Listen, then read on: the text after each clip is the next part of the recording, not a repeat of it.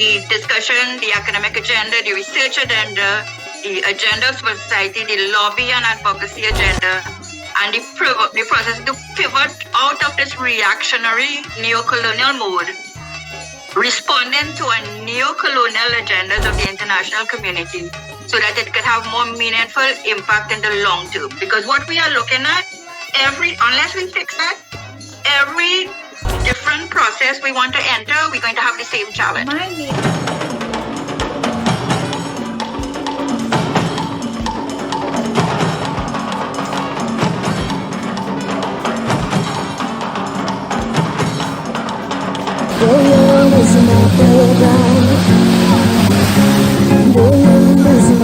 They still back up from Calcutta, but the big everything come. Split into continents, cut up in parts, divided in vain, says the laureate, long before the medical proofs find the evidence. My umbilical motherland, one is in the east and one is in the west. Buried, hidden, invisible, unknown, unseen. Asymptomatic, separated from mother continent. I am an island, the independent kind. And I'm a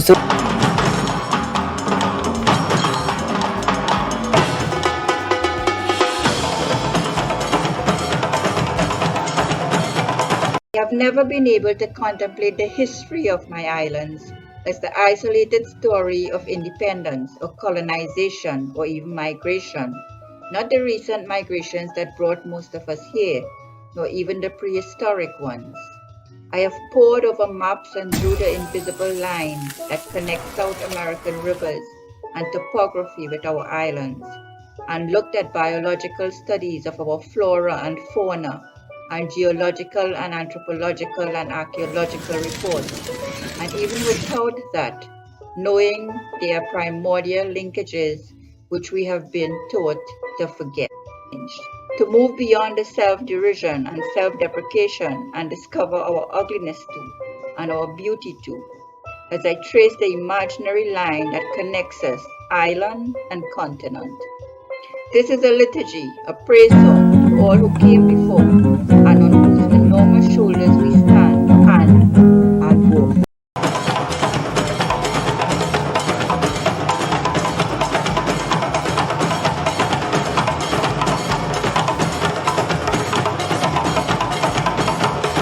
My name is Kris Rampersad, and I am from the island of Trinidad. I just collect seeds, word seeds, to match and meet different needs.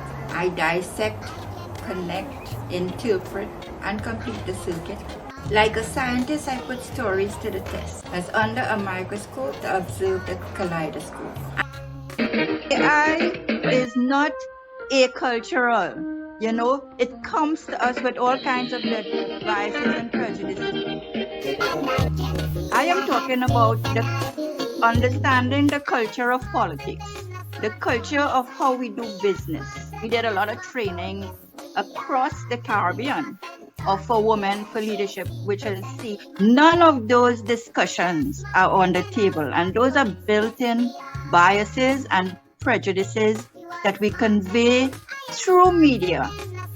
Right? It was always trying to make education from the high tower more accessible to the rest of the community. So it's trying to blend that journalism into education, whereas each profession had a very negative view of each other, media savvy, and they aren't trained to be sensitive to this kind of thing. So when we talk about media, about education through media, these are some of the discussions that we should be tabling.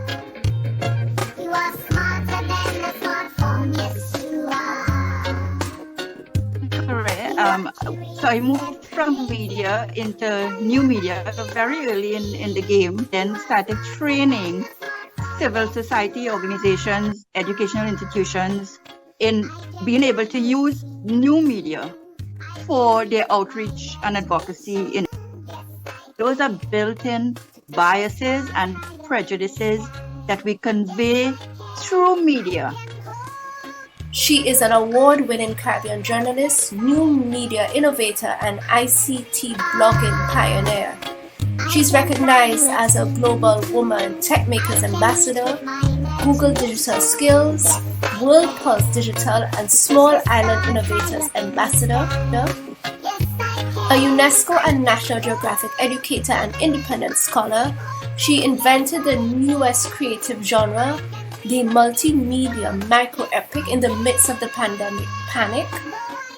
Outspoken, fiery, and creative, Dr. Kris Rampersad discusses digital deletion, AI bias, and retooling the banking, education, governance, NGO, media, and cultural sectors towards developing a creative roadmap for Caribbean cultural survival and re-engineering education for the digital age.